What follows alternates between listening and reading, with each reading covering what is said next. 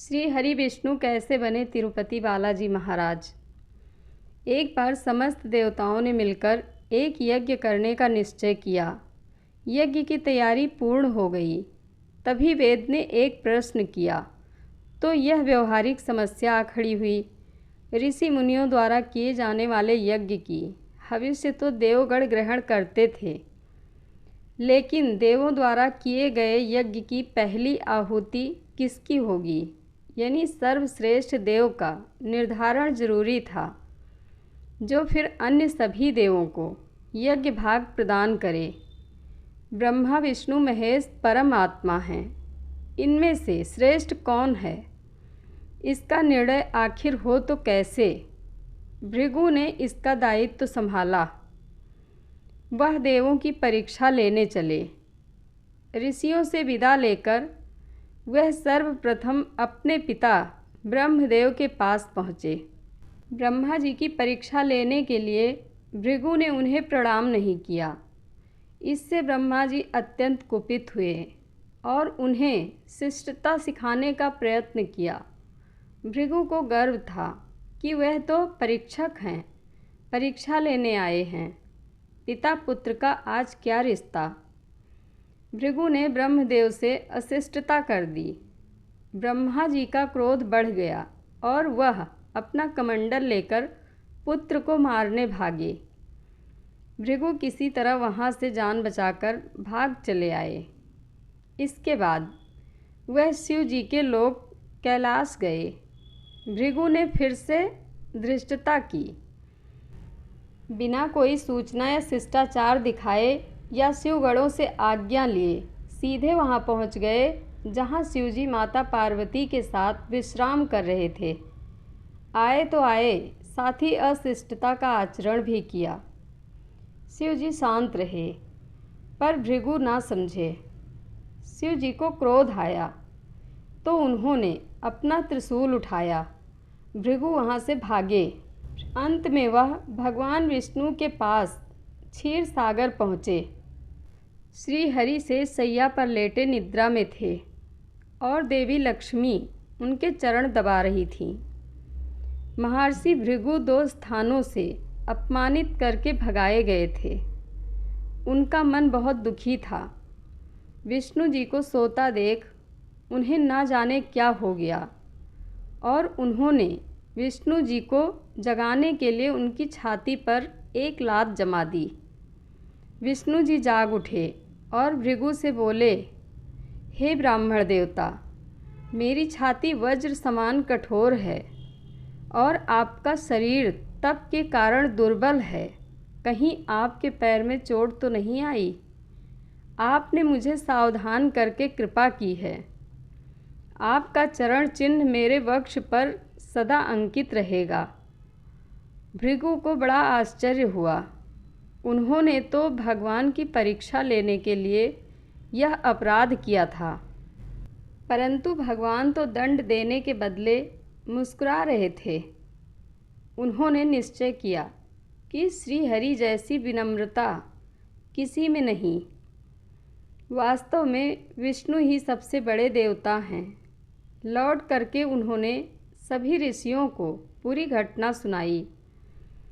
सभी ने एक मत से यह निर्णय किया कि भगवान विष्णु को ही यज्ञ का प्रधान देवता समझकर मुख्य भाग दिया जाएगा। लेकिन लक्ष्मी जी ने भृगु को अपने पति की छाती पर लात मारते देखा तो उन्हें बड़ा क्रोध आया, परंतु उन्हें इस बात पर क्षोभ था कि श्री हरि ने उद्दंड को दंड देने के स्थान पर उनके चरण पकड़ लिए और उल्टे क्षमा मांगने लगे। क्रोध से तमतमाई माता लक्ष्मी को लगा कि वह जिस पति को संसार का सबसे शक्तिशाली समझती हैं, वह तो निर्बल है। यह धर्म की रक्षा करने के लिए अधर्मियों एवं दुष्टों का नाश कैसे करते होंगे। महालक्ष्मी ग्लानि से भर गई और मन श्री हरि से उच्चाटन हो गया। उन्होंने श्री हरि और बैकुंठ लोक दोनों के त्याग का निश्चय किया। स्त्री का स्वाभिमान उसके स्वामी के साथ बंधा होता है। उनके समक्ष कोई स्वामी पर प्रहार कर गया और स्वामी ने प्रतिकार भी न किया। यह बात मन में कौंधती रही। यह स्थान वास के योग्य नहीं, पर त्याग कैसे करें? श्री हरि से ओझल होकर रहना कैसे होगा? वह उचित समय की प्रतीक्षा करने लगी। श्री हरि ने हिरण्याक्ष के कोप से मुक्ति दिलाने के लिए वराह अवतार लिया और दुष्टों का संहार करने लगे। महालक्ष्मी के लिए यह उचित समय लगा।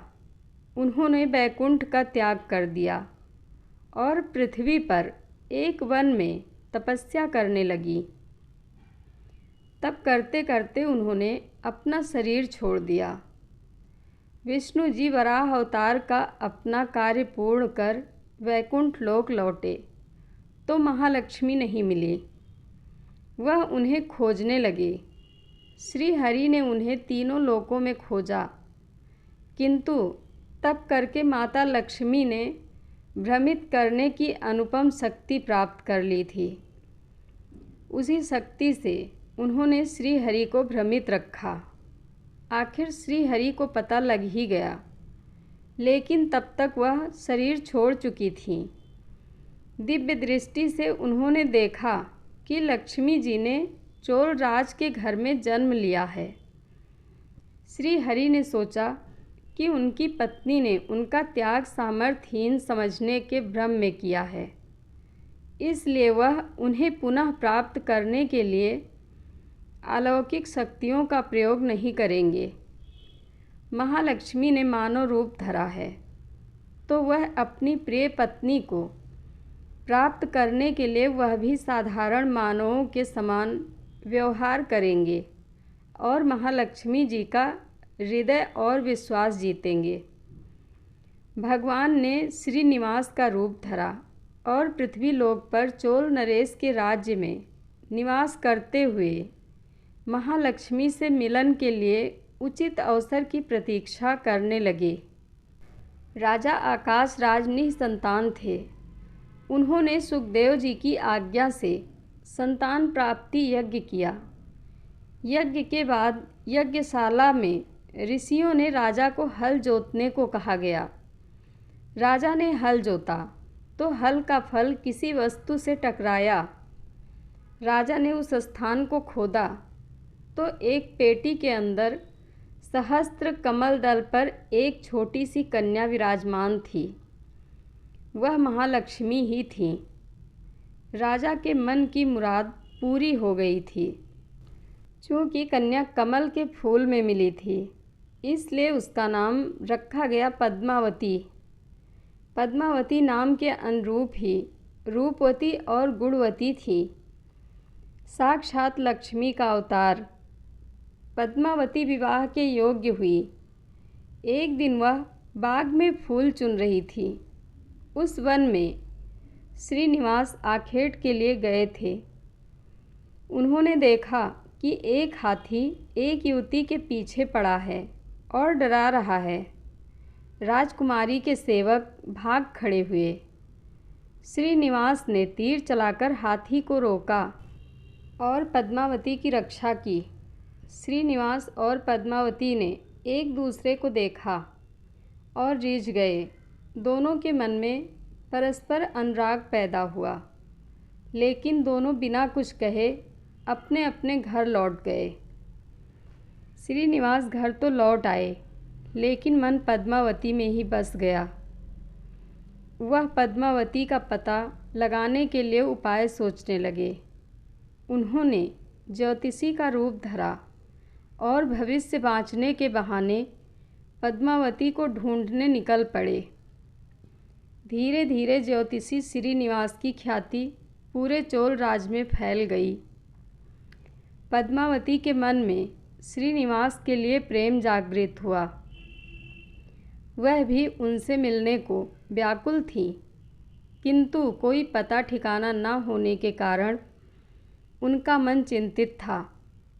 राजा से पुत्री की यह दशा देखी नहीं जा रही थी। वह चिंतित थे। ज्योतिषी की प्रसिद्धि की सूचना राजा को हुई। राजा ने ज्योतिषी श्रीनिवास को बुलाया और सारी बात बताकर अपनी कन्या की दशा का कारण बताने को कहा। श्रीनिवास राजकुमारी का हाल समझने पहुँचे तो पद्मावती को देखकर प्रसन्न हो गए। उनका उपक्रम सफल हुआ। उन्होंने पद्मावती का हाथ अपने हाथ में लिया। कुछ देर तक पढ़ने का स्वांग करने के बाद बोले, महाराज, आपकी पुत्री प्रेम के विरह में जल रही है। आप इसका शीघ्र विवाह कर दें तो ये स्वस्थ हो जाएंगी। पद्मावती ने अब श्रीनिवास की ओर देखा। देखते ही पहचान लिया। उनके मुख पर प्रसन्नता के भाव आए और वह हंसी।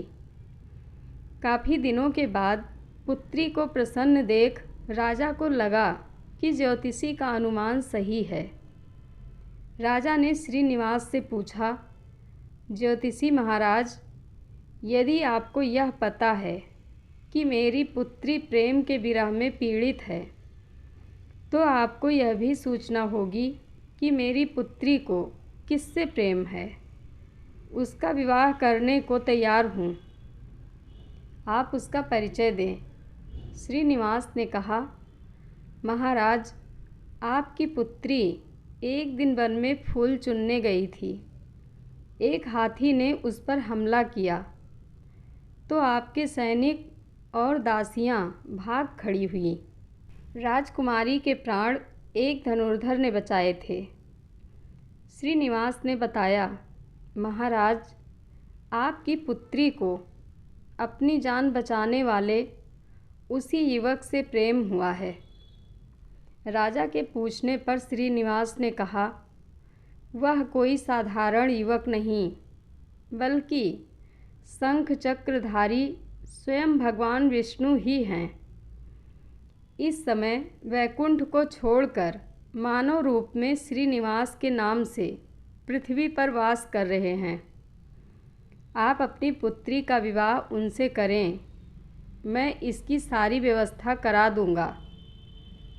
यह बात सुनकर राजा प्रसन्न हो गए कि स्वयं विष्णु उनके जमाई बनेंगे। श्रीनिवास और पद्मावती का विवाह तय हो गया। श्रीनिवास रूप में श्रीहरि ने सुखदेव के माध्यम से समस्त देवी देवताओं को अपने विवाह की सूचना भिजवा दी। सुखदेव की सूचना से सभी देवी देवता अत्यंत प्रसन्न हुए।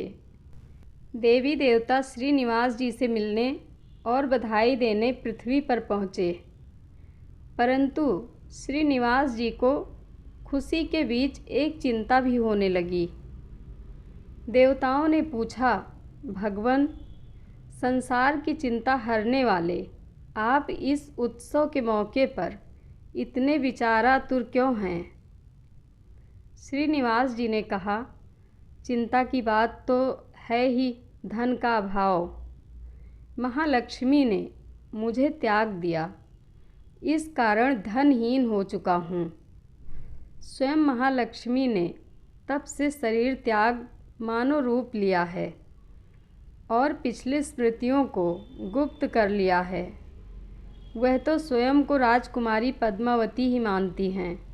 मैंने निर्णय किया है कि जब तक उनका प्रेम पुनः प्राप्त नहीं करता, अपनी माया का उन्हें आभास नहीं कराऊंगा। इस कारण मैं एक साधारण मनुष्य का जीवन व्यतीत कर रहा हूँ और वह है राजकुमारी। राजा की पुत्री से शादी करने और घर बसाने के लिए धन, वैभव और ऐश्वर्य की ज़रूरत है। वह मैं कहाँ से लाऊं? स्वयं नारायण को धन की कमी सताने लगी। मानव रूप में आए प्रभु को भी विवाह के लिए धन की आवश्यकता हुई। यही तो ईश्वर की लीला है। जिस रूप में रहते हैं उस योनि के जीवों के सभी कष्ट सहते हैं।